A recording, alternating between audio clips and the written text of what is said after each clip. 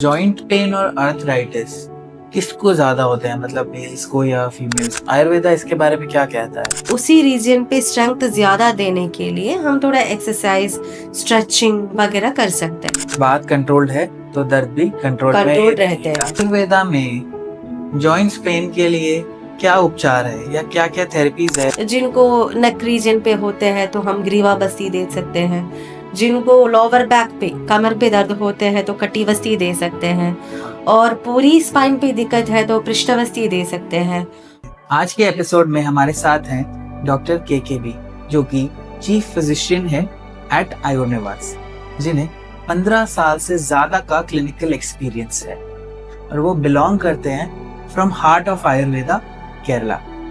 जो डॉक्टर है हमारे, वो एक आयुर्वेदा फैमिली से बिलोंग करते हैं। उनके फादर, उनके ग्रैंडफादर दोनों ही डॉक्टर्स हैं। डॉक्टर, अक्सर इंडियन हाउसहोल्ड्स में सुनने को मिलता है अगर किसी को छोटा मोटा कुछ चोट लग जाए तो अरे कुछ नहीं होता, ये अपने आप ही ठीक हो जाएगा, कोई जरूरत नहीं है दवाई की, कोई जरूरत नहीं है कुछ करने की। तो क्या इन चीजों को इग्नोर करना सही है? क्या इनका जॉइंट्स पे या हेल्थ पे कुछ बैड इफेक्ट रहता है? ऑफ कोर्स रहते हैं। मैं क्लियरली बताती हूँ तो एक छोटा सा दर्द होता है जब हमारे पीछे, हम इजीली बता सकते हैं लो बैक एक, LBA बताते हैं हम। उसको हम 1-2 दिन हो रही है, ठीक है, नेगलेक्ट करवा दिया, वो नहीं रुक रही है, 1 महीने तक चल जा रही है, फिर भी हम नेगलेक्ट कर रही है, ठीक है अभी क्या परेशान करूँ सबको, बट बेटे के साथ पैसा नहीं है, हस्बैंड के पति के पास पैसा नहीं है, तो अभी छुपा के रखती हूँ, इतनी ज्यादा कुछ नहीं, कुछ तेल से मालिश करती हूँ, खत्म। ये बहुत ही कॉमन है घर की लेडीज में, वो अपने पे, अपनी हेल्थ पे ज्यादा ध्यान नहीं बस। ओके, ये तो बढ़ते जाते हैं। शी यूज्ड टू नेग्लेक्टेड, ऐसे नेग्लेक्ट करके जाती हूँ, तो धीरे से इसकी शुरुआत नीचे तक आ रही है, ठीक है, दोनों पैरों पे थोड़ा थोड़ा सा आ रही है। सो देखो, शुरुआत पे थोड़ा सा हल्का दर्द था, वो अभी धीरे धीरे धीरे नीचे आ रही है, दोनों पैर तक आ रही है। अभी कंडीशन थोड़ा वर्सन हो चुकी है। पहले हमारी नर्सों तक कुछ नहीं आ रहे थे, अभी नर्सों तक आ रही है। सो उसको हम बता सकते हैं सयाटिका बन गया। एक लो बैक केक को हमने सयाटिका बनवा दिया, इतनी नेग्लेक्शन पे। ये तो काफी आ रही है कंप्लेंट्स, ऐसे काफी कंप्लेंट्स। और एक और एग्जाम्पल जो मैं बता सकते हैं, हमारी नेक पे काफी लेडीज को होता है, जेंट्स को भी हो जाते हैं, जिसे हल्का सा दर्द से शुरू हो जाते हैं, हम ऐसे उल्टी पुल्टी करके कुछ तड़का लगा के वो ठीक हो जाते हैं। उसके बाद थोड़ा सा अकड़न सी हो जाते हैं, वो भी थोड़ा मालिश करके कुछ बाम लगा के ठीक कर देते हैं। फिर धीरे धीरे ये बढ़ते जाते हैं, थोड़ा सा सिर दर्द होना शुरुआत हो जाते हैं, फिर हमारी दोनों हाथ पे पेन शुरुआत हो जाते हैं, जैसे आटा घूटने पे ये सब आपको दिक्कत लगेगा। सो ये सब पूरे हाथों पे सून हो जाते हैं, जिससे हमारी सर्विकल स्पॉन्डिलाइटिस होने की चांसेस है। यस डॉक्टर, ऐसा बहुत सुनने में आता है। काफी लोग ऐसे भी बोलते हैं कि अरे थोड़ा सा दर्द है, मूव लगाया, चलो आगे बढ़ते हैं, काम करते हैं। जबकि वो ये सब चीजें लास्ट 1 से 1.5 साल से कर रहे हैं और वो इसके बारे में ध्यान नहीं देते हैं। जब हमारे पास आते हैं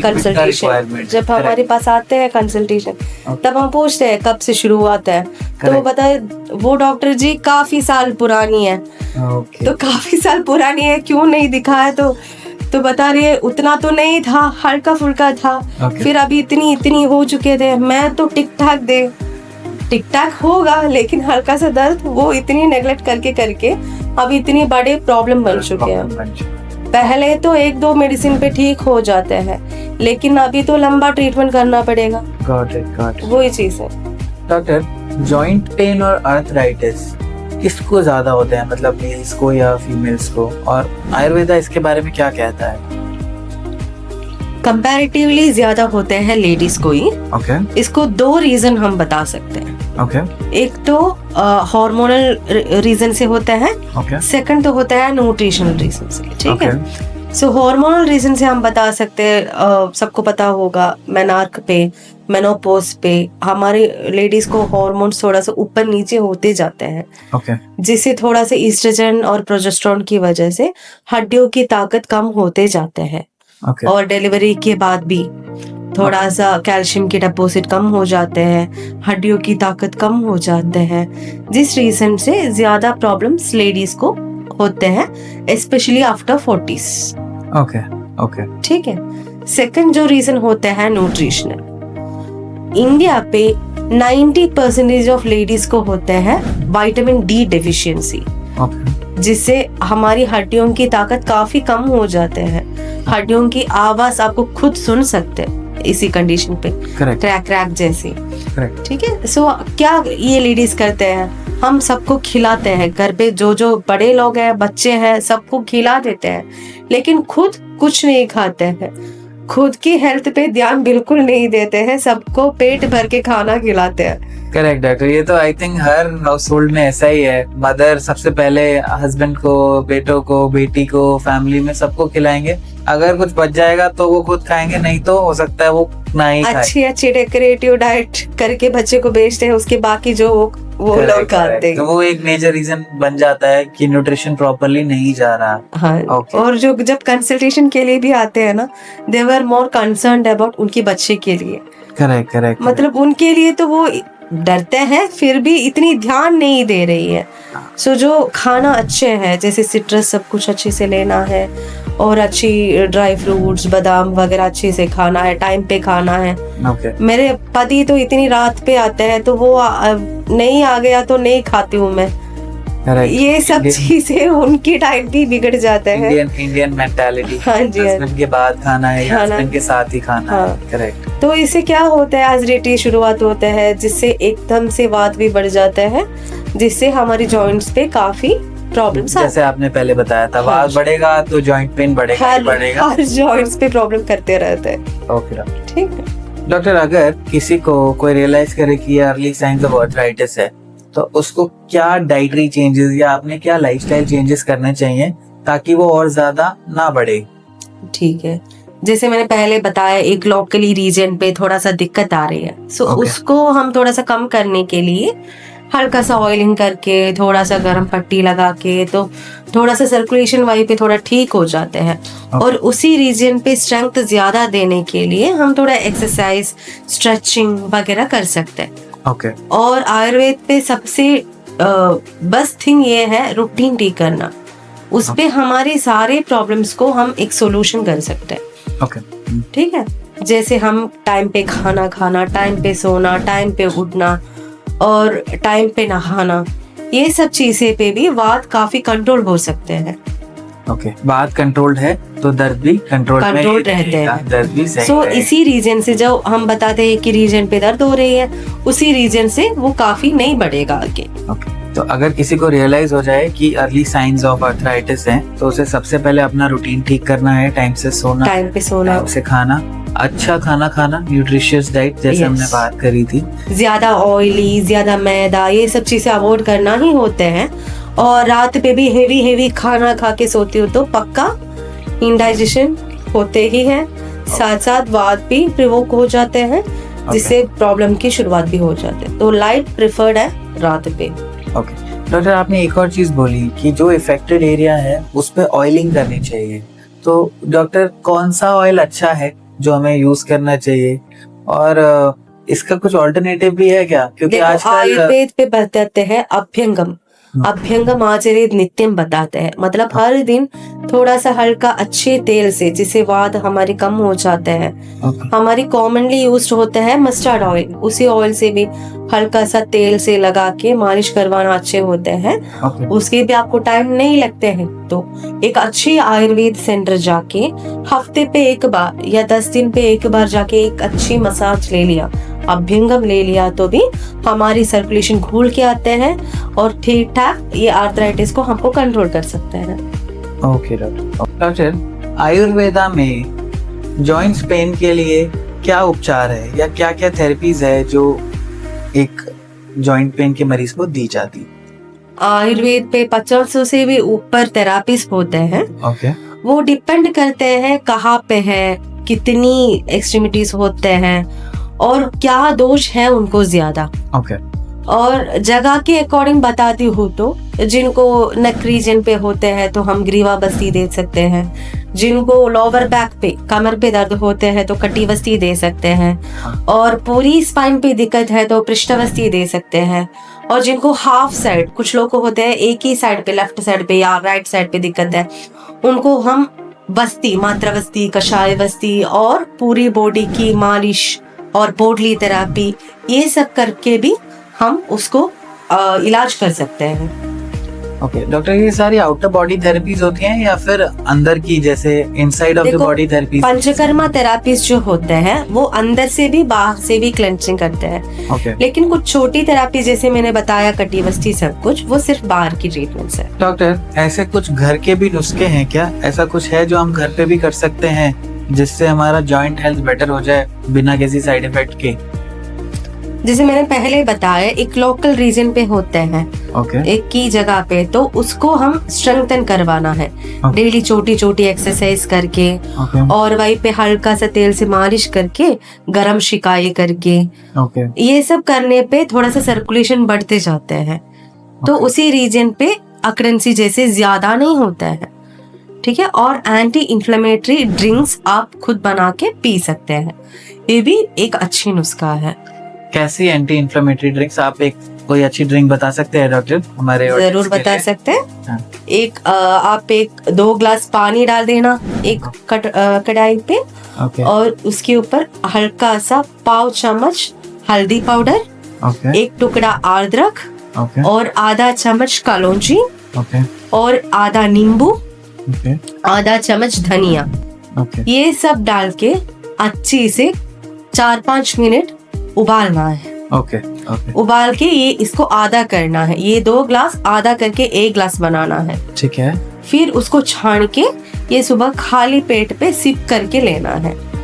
ओके। ये कोई भी ले सकता है डॉक्टर? किसी भी उम्र का व्यक्ति? किसी भी उम्र के व्यक्ति ले सकते हैं, लेकिन ये भी ध्यान रखना, ये लेके उनको कुछ गैस्ट्रिक इश्यूज होते हैं तो वहीं पे रुकना चाहिए और डॉक्टर की एडवाइस से कुछ लेना चाहिए। ओके, मोस्टली को सूट कर जाएगा, बट अगर किसी को थोड़ा गैस्ट्रिक इश्यूज होते हैं तो वो इसको ना कंज्यूम करें, वो डॉक्टर से पूछ के ही कंज्यूम। हाँ जी, गॉट इट। डॉक्टर, मैं एक बात आपसे पूछना चाहूंगा कि जॉइंट पेन और आर्थराइटिस को लेके सबसे बड़े मिसकंसेप्शंस क्या है जो आजकल लोगों के मन में बैठे हुए हैं? एक क्लियरली बता सकते, एज। सब सोचते हैं ये तो सिर्फ बुजुर्ग को आता है 50 इयर्स के बाद। ऐसा नहीं होता है क्या? बिल्कुल नहीं। बचपन पे भी आते हैं। ऐसे भी हम बता सकते हैं, एक पापा को आर्थराइटिस हिस्ट्री है, मम्मा को भी आर्थराइटिस हिस्ट्री है, तो बच्चे को भी आर्थराइटिस होने की चांसेस काफी है। हेरिडिटी, ये पास ऑन होता है। ये आजकल ज्यादा दिख रही है, आमवाद कहते हैं हम, बच्चों को भी काफी आ रही है, जैसे जॉइंट्स पे स्वेलिंग, अकड़ेंसी, ये सब बचपन पे ही शुरुआत हो रही है आजकल। और सेकंड रीजन जो बता सकते हैं, कुछ लोग ऐसे सोचते हैं वॉकिंग हम कर रही है, that is sufficient to us, ऐसे मुझे नहीं आएगा आर्थराइटिस। ऑफ कोर्स वॉकिंग हमको हेल्प करेगा, लेकिन उसके साथ साथ शायद उनको आर्थराइटिस हिस्ट्री है और उसके साथ साथ कुछ और प्रॉब्लम भी है, तो जहाँ पे प्रॉब्लम है उसी रीजन पे स्ट्रेंथन करवाना जरूरी है।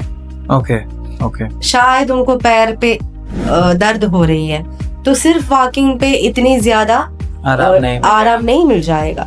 सो उसी मसल को, काफ मसल को हमको स्ट्रेंथन करवाने के लिए कुछ स्ट्रेचिंग और अच्छे योगासनास करना चाहिए, ताकि पूरी सर्कुलेशन खोल के आते हैं और आर्थराइटिस पे भी काफी कम हो जाता है। मतलब वॉकिंग अच्छा है, बट इसके साथ हमारे को योगा और स्ट्रेचिंग और स्ट्रेंथ ट्रेनिंग थोड़ा सा ऐड जरूर करना ही है। एक और चीज मैं बताती हूँ, जब हम ज्यादा करते हैं कोई भी चीज हो, एक्सरसाइज हो, वॉकिंग हो, जिम हो, सब कुछ एक लेवल होते हैं करने की। जब हम उससे ज्यादा करते हो तो जरूर इसकी बैड इफेक्ट्स आएगा हमारी बॉडी पे। मतलब सबको अपनी अपनी कैपेसिटी के हिसाब से करना चाहिए। ओवर यूज, ओवर बर्डन से वो प्रॉब्लम बढ़ जाएगा, क्योंकि वो उससे हमारी मसल्स पे टेयरिंग हो जाते हैं और नर्सों पे भी थोड़ा स्ट्रेचिंग ज्यादा हो जाते हैं, जिससे दर्द बढ़ते हैं। तो सबको एक लिमिट होते हैं, उसी लिमिट के हिसाब से हमको करना पड़ता है। डॉक्टर, आप हमारे व्यूअर्स लिसनर्स के लिए कुछ ऐसी 3 गोल्डन टिप्स देना चाहेंगे जो वो अगर डेली बेसिस पे फॉलो करेंगे तो उनका जॉइंट हेल्थ मेंटेन रहेगा? ऑफ कोर्स 3 बता सकते हैं. First one is lifestyle and routine. Okay. Second one is diet हमारी. ओके. थर्ड वन इज हमारी पोस्चर्स. ओके. लाइफस्टाइल पे हम ऐसे बता सकते हैं, मतलब ज्यादा टाइट कपड़े मत पहनो और हील्स ज्यादा अच्छा नहीं है, और टाइम पे उठना, टाइम पे सोना, टाइम पे अच्छे खाने खाना, जो खाना खाते हैं वो सब उसके ध्यान रखना. सेकंड चीजें होते हैं डाइट, सेम चीजें जो मैंने बताया, खाने पे ज्यादा ध्यान रखना है. जो हम खाते हैं ज्यादा ऑयली फूड ना हो, न्यूट्रिशियस हो, हाँ ज्यादा कार्ब्स ना हो. ओके. सब कुछ होना चाहिए, प्रोटीन होना चाहिए, कार्ब्स होना चाहिए, सब होना चाहिए, लेकिन एक लिमिटेड क्वांटिटी, बैलेंस्ड होना है. हाँ जी. Okay, got it. Balanced diet is of course good, और उसके साथ सब्जी, सैलड्स बना के, सूप बना के मैक्सिमम इंटेक करना ही चाहिए. और शुगर की कंटेंट कम करना है, मैदा कम करना है. ओके. और इंटेक ज्यादा करना है हमको फ्रूट्स, दूध और सिट्रस फ्रूट्स, ओके. ब्लूबेरीज, ये सब हड्डी के लिए, ताकत के लिए अच्छे हैं. Okay. And third thing is posture. Okay. जब हम ज्यादा टाइम मोबाइल चला के रखते हैं तो हमारी नेक की रीजन थोड़ा फ्रंट पे आएगा. सो उसी पोजीशन हमारे लिए अच्छा नहीं होता है स्पाइन के लिए. और ज्यादा टाइम जब हम लैपटॉप पे काम करते हैं, जब हम लैपटॉप पे काम करते हो, हमारी बैक साइड रेस्टिंग पोस्चर पे होना चाहिए एंड पैर सीधा होना चाहिए, ताकि उसे ज्यादा स्ट्रेच हमारी स्पाइन को नहीं आए. Got it. और जब मोबाइल चलाते हैं वो भी थोड़ा सा ऊपर करके चलाना होता है. आपके पोस्चर से आपको दर्द नहीं होना चाहिए. Got it. इसी चीज से जब आप ध्यान करेगा, आपको आर्थराइटिस आने वाले के चांसेस काफी कम हो जाते हैं. Okay doctor. सो व्यूअर्स, ये स्पेशली आपके लिए है. अगर आप एक हेल्दी डाइट प्लान चाहते हैं हमारे डॉक्टर से, तो आप नीचे कमेंट में डाइट कमेंट करें और हम आपको डीएम करेंगे आपका डाइट प्लान. सो अगर आप हमारे डॉक्टर से 1-on-1 कंसल्टेशन लेना चाहते हैं तो नीचे दिए गए नंबर पे कॉल कीजिए और अपना कंसल्टेशन बुक कीजिए या विजिट कीजिए आयुर्निवास मॉडल टाउन पानीपत.